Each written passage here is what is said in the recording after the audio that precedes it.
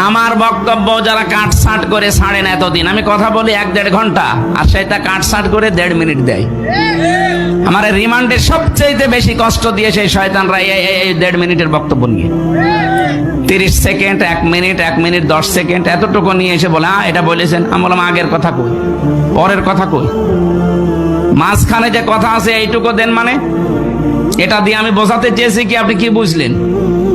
সেদিন হযরত হাওয়া আলাইহিস সালাম আর ফাতেমাতুজ জোহরার কোরআন এবং হাদিস অনুযায়ী তাদের একটা বর্ণনা দিয়েছিলাম যে তারা বিশ্বের সুন্দরী মহিলাদের ভেতরে আল্লাহ 4 জনের নাম দিয়েছেন। নবীজি বলেন একজন হচ্ছে হযরতে হাওয়া, এত সুন্দর ছিল হযরত আদম দেখার পরেই তিনি তাকিয়েছেন এবং ধরতে গেছেন। এর ব্যস্ততা ব্যাখ্যা আছে। 2 নম্বরে ছিল জুলাইখা, ওই জামানার বিশ্ব সুন্দরী। 3 নম্বরে হযরত ইব্রাহিম আলাইহিস সালামের বড় স্ত্রী হযরত সারা রাদিয়াল্লাহু তাআলা আনহা। 4 নম্বরে আমাদের নবীজির মেয়ে ছোটটা ফাতেমাতুজ জোহরা রাদিয়াল্লাহু তাআলা আনহা।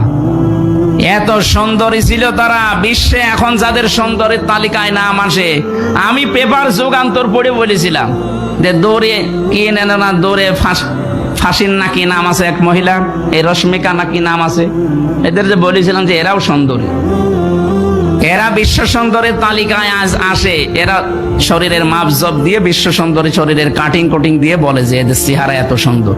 তো এদের চাইতে কোরআনে বর্ণিত, হাদিসে বর্ণিত সবচাইতে বেশি সুন্দরী ছিল আল্লাহর দৃষ্টিতে, আল্লাহ যেহেতু বানিয়েছেন নিজের হাতে, হযরতে হাওয়া। কে?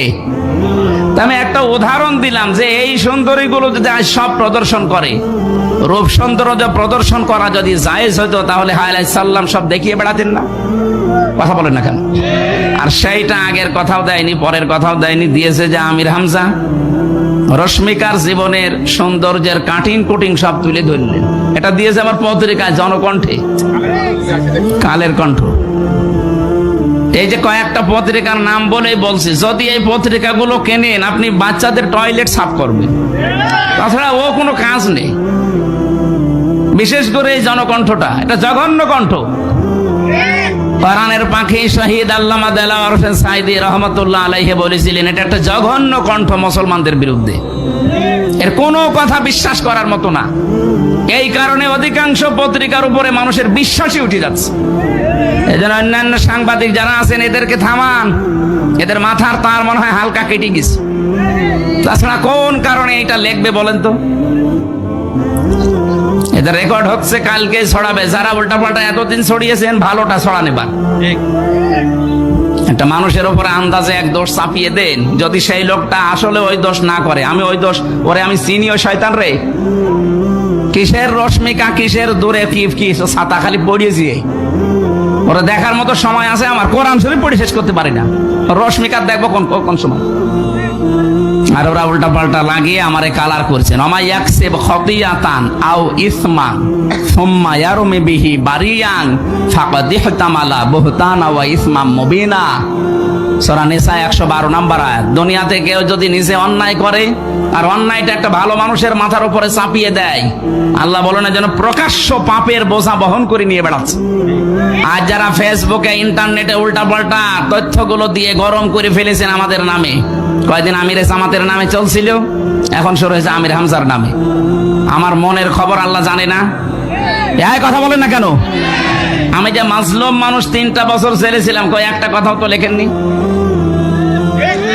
1.5 ঘন্টা কথা বলতে হলে 1-2টা কথা স্লিপ অফ টান হতেই পারে। আল্লামা সাঈদী সাহেবের হয়েছে, ওনার কথাও তো আমি, আপনি দেন 1-1.5 ঘন্টার বক্তব্য দেন, আমি 5টা ভুল বের করে দেব।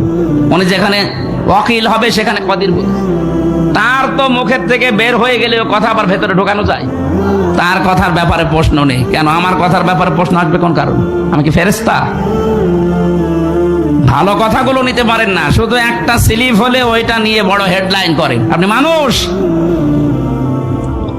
যদি অন্যায় যা করছেন এটার জন্য তওবা না করেন, উল্টাপাল্টা ফতোয়া যারা দিচ্ছেন, ফিরে যদি না হাসেন, সাবধান না হন, আপনাকে দিয়ে আল্লাহ এই গুনাহ করাবে। আমার নামে যেমন লিখেছেন, আপনার নামে আরো 10 ডবল আল্লাহ লিখাবে, এরপর আপনার মরণ হবে। এই আয়াতের তাফসিরে আমি এইটাই পেয়েছি। নিজে অন্যায় করে, অন্যায়টা একটা মালনীর অপরাধ, মানুষ যে জানে না বোঝে না তার উপরে চাপিয়ে দেয়, ফাকাদ ইহতামালা বুহতানা ওয়া ইসমা মুবিনা, সে যেন প্রকাশ্য পাপের বোঝা বহন করবে। এই 15.5 বছরে টের পাননি?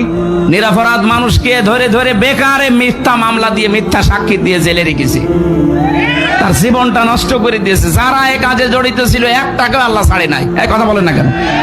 আপনি ব্যারিস্টার সুমনের দিকে তাকান, মানবতার ফেরিওয়ালা সেজেছিল, আল্লাহ এত অপমান করেছে, ডিম মারে মানুষ। জেলে আমরা যাইনি, ডিম কিসের, মানুষ কান্নাকাটি করতো আদালত চত্বরে। আরে শয়তানদেরকে দেখলে এখন সি সি করে, কুত্তার বাচ্চা বলে গালি দেয়। দরবেশের মতো মানুষ। আমি যখন আদালতে উঠতাম শুনতাম পুলিশ ভাইরা বলতো যে ওই উপরে আছে দরবেশ, ওখানে এসে ম্যাজিস্ট্রেটের সাথে, জজ মিয়ার সাথে কথা বলছে বসে বসে। কি সম্মান ছিল তার, দেখেছেন কোথায় নামিয়েছে আজ। দাড়িতে পোজ দিয়ে একেবারে সফা করে ফেলিস। ওরে জিজ্ঞাসা করছে, নাফরমান দাড়ি কাটলেন? বেশি ফতোয়া দেবেন। দাড়ি রাখার জন্য জান বাঁচানো ফরজ।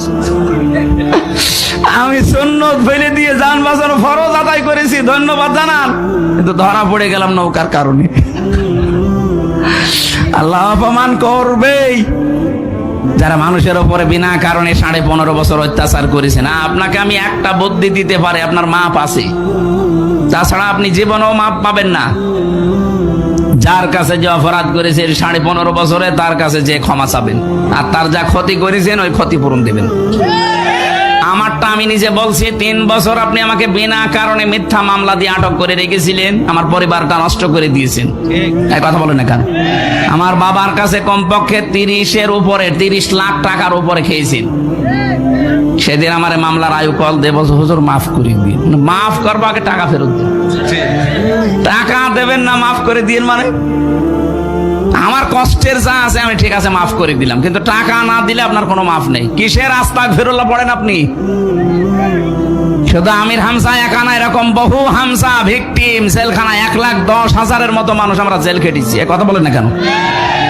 এই মানুষগুলো বিনা কারণে মিথ্যা মামলা দিয়ে, মিথ্যা সাক্ষী দিয়ে তাদের জীবনে 8 বছর, 10 বছর, 14 বছর নষ্ট করে দিয়েছেন।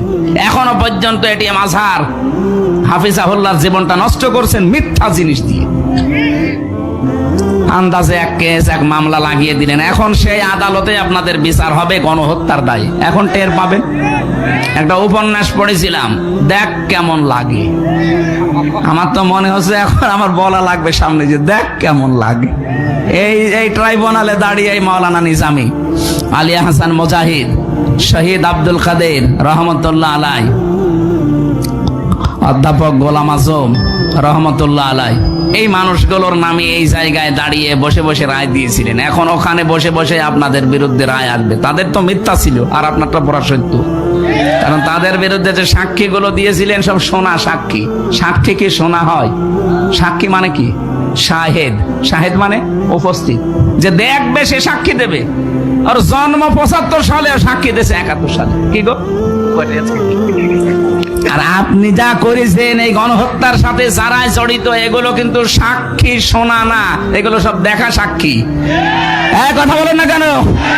এই 14 জন আমার কুষ্টিয়ায় জায়গায় মারা গেছে 5 তারিখ, এটা আমার দেখা সাক্ষী। আমি সাক্ষী দিতে পারবো না, আমি তো আর শুনে দিইনি, আমি দেখে দেখে দিচ্ছি।